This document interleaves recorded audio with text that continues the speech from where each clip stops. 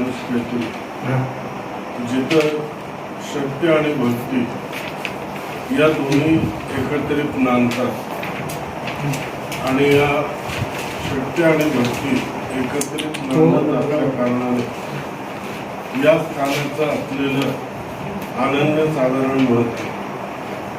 पण थोडीशी पूर्वपीठिका अशी म्हणतो की गुरुचरित्र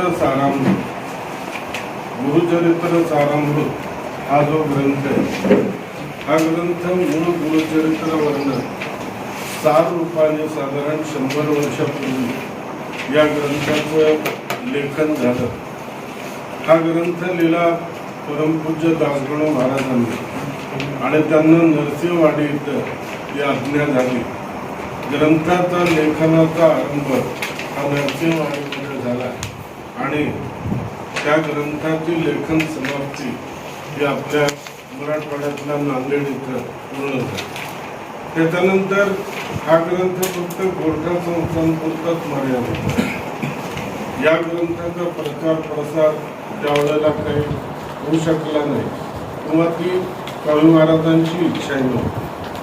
पण मागच्या 4 वर्षापूर्वी स्वामी महाराजांनी मला एक आज्ञा केली की हा जो ग्रंथ आहे त्याचं पारायण प्रथमतः परभणीमध्ये 1008 स्वरूपाचं पहिलं पारायण झालं आणि त्या पारायणाकरता जे ग्रंथ उपलब्ध केलेले होते त्याच उपलब्ध ग्रंथातनं मागच्या अधिक मासात पुणे, संभाजीनगर आणि हिंगोली या तिन्ही ठिकाणी 108 पद्धतीची सामुदायिक पारायण केली आणि त्या पारायणाची समाप्ती झाल्यानंतर कारंजाला जिथं नरसिंह सरस्वतींचं जन्मस्थान आहे तिथं जाऊन सेवा त्यांच्या चरणी रुजू करताना स्वामी महाराजांनी अशी आज्ञा दिली की हा जो ग्रंथ आहे की गुरुभक्तीचा दीपक आहे, की सुयोग्य गुरुभक्ती आणि गुरुभक्ती करताना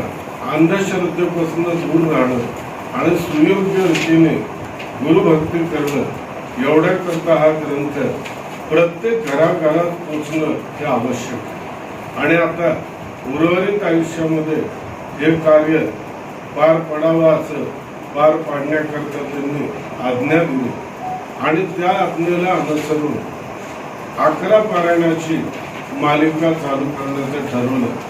त्यातलं पहिलं पारायण 1008चं कात्रज इथं झालं. दुसरं पारायण आपल्या संभाजीनगरला झालं. तिसरं पारायण चिंचवडला झालं.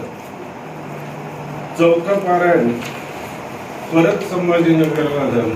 म्हणजे आतापर्यंत 2 पारायण पुण्यात, 1 चिंचवडला, 2 संभाजीनगर, 1 श्री क्षेत्र औंढा नागनाथ, 1 हिंगोली. 8वं पारायण नांदेड क्षेत्री झालं आणि 9वं पारायण मागच्या जानेवारीमध्ये जर संपलं ते गाणगापूर क्षेत्री संपन्न झालं. स्वामी महाराजांनी आज्ञा केली की गाणगापूरला तुळजापूरची तारीख त्यांनी जाहीर करायला लावली.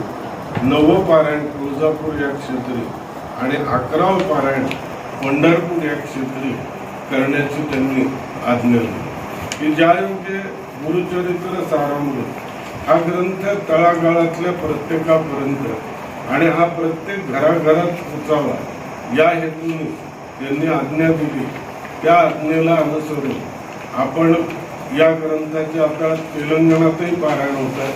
कारण हा ग्रंथ आपण तेलुगू भाषेतही याला आपण रूपांतरित केलेलं, इंग्रजीमध्ये हा ग्रंथ रूपांतरित झालेला आणि काही काळात हिंदीमध्ये सुद्धा या ग्रंथाचं आपण रूपांतर करतोय. की केवळ याच कारणाने की सुयोग्य गुरुभक्तीचं ज्ञान मिळावं आणि ज्या ज्ञानातनं समाज, अंधश्रद्धा या बाकी सगळ्या गोष्टी आणि संस्कारक्षम पिढी झाली तर आपोआप वृद्धाश्रमाचं सुद्धा आपली गरज राहणार नाही. या वेगवेगळ्या उपक्रमातनं हा उपक्रम आपल्या या तुळजापूर नगरीमध्ये करण्याचं ठरवलेलं आहे. 30 ऑक्टोबर ते 6 नोव्हेंबर या कालखंडामध्ये 1008च्या वर वाचक या पारायणाला बसतील.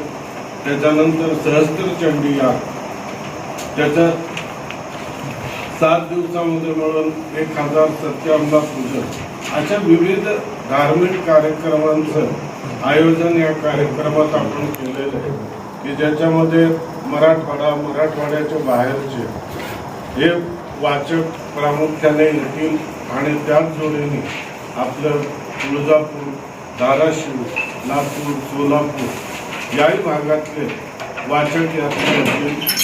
पण या सगळ्या कार्यक्रमातलं एक वेगळेपण जे आहे की जिथं हजारोनी गुरुपीठातली लोक पण सगळी एकत्रितरित्या येऊन या गुरु तत्वप्रदीप या परिवारामध्ये खूप आगळ्या वेगळ्या पद्धतीचा हा कार्यक्रम होतो. कारण गुरुचरित्रांतर्गत जी मूळ शिकवण की गुरुकडे बघताना त्याला व्यक्तिरूपात न बघता त्याला तत्वरूपात बघायला पाहिजे. कारण व्यक्ती ही कालखंडाने बदलत राहतील पण तत्व जे असतं मूळ तत्व हे कायम असतं आणि आपलं जे काही कार्य करतं आपली जी काही समस्या सोडवतं ते हे तत्व सोडवतं तर ती व्यक्ती सोडत नाही. आणि म्हणून नाव रूप ही जरी भिन्नता असली तरी सगळे गुरु आपल्याकरता तत्वरूपाने समान आहे. ही गुरुचरित्रातली मुख्यत्वे शिकवण आपल्याला या मार्गातनं आपण देतो की ज्याच्यामध्ये कथामृताचा भाग असतो. तसंच आताच्या काळामध्ये ज्या वेगवेगळ्या काही अनिष्ट रूढी परंपरा आहेत नंतर ज्या काही गोष्टी आजच्या काळानुरूप सुसंगत आपल्याला काही योग्य बदल करून काही करावं लागतात. जसं उदाहरणार्थ पुणे मुंबईसारख्या ठिकाणी जर पाहिलं तर बऱ्याच ठिकाणी देवपूजा ही बंदच झालेली होती. पण जसे हे कार्यक्रम पुण्यामध्ये झाले आणि या पारायणातनं जे उद्बोधन लोकांना मिळालं त्यातनं आता किमान असं झालंय की रोज घरातल्या सगळ्या देवाची नाही पण जो वार असेल त्या देवाचा किमान त्या देवाची तरी पूजा ही चालू झाली. म्हणजे संस्कार हे लोप पावत नाहीत आणि संस्कार हे लोप पावू द्यायचे नाही. या वेगळ्या आगळ्या वेगळ्या हेतूने हा कार्यक्रम इथं अंबाबाईच्या द्वारे करण्याचं योजलेलं आहे.